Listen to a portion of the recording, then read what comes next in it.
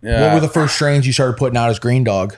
Like I was saying before, is that blueberry muffins and the Candyland is where we like really like took our stride. Yeah, I wasn't when I was doing the OGs and the Blue Dreams and stuff. That was mostly we were like feeding our delivery service, and then we were like, why don't we start branching out? And then that like kind of how I developed this cohesive market, because a lot of those dudes that we were working with when we were pulling up with fucking duffel bags and selling them everything are the same dudes that are now at management levels out of most of these or ownership levels still at a lot of these stores. So it's been cool to like come full circle. Like a lot of these guys we still hang out. Like Let's say a grower brings you a turkey bag. He wants to show you some flour, like you brought us these jars.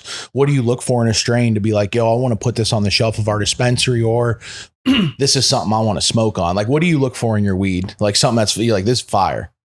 I mean, it's so hard to say.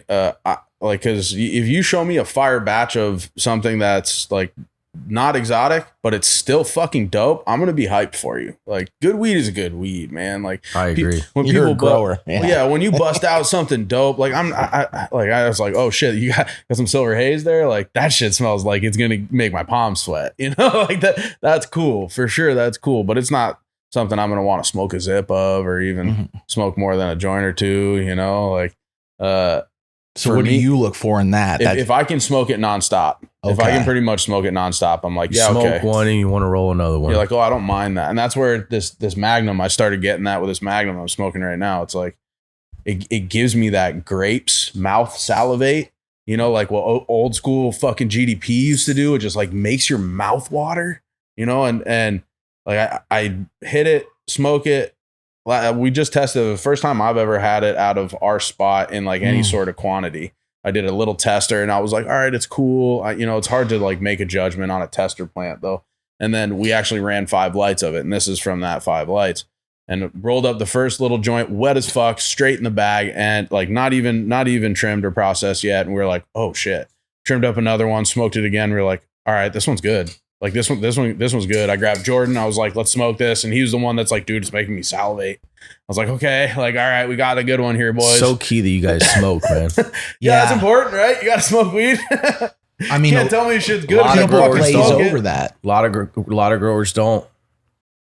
Bro, I remember as a kid, like 7th grade, the older it's like kid, a chef not tasting his food, right? He wouldn't smoke tree, and I was like, I won't buy weed from you, dude. Like the fact that you don't smoke tree, I'm not gonna buy weed from you. I think that's a big thing. I think that'll be a big thing in the marketing and the legacy brands and all that are coming to market and want to stick around. Is that you got to showcase the fact that you taste your recipe. Sure. You trust your recipe. Because if you don't try it or use it, why would you care about what's in it? Preach. That's 100% true. Hey, if you like that video and you want to see more, make sure you hit the like button below and subscribe to the channel. First Smoke of the Day clips.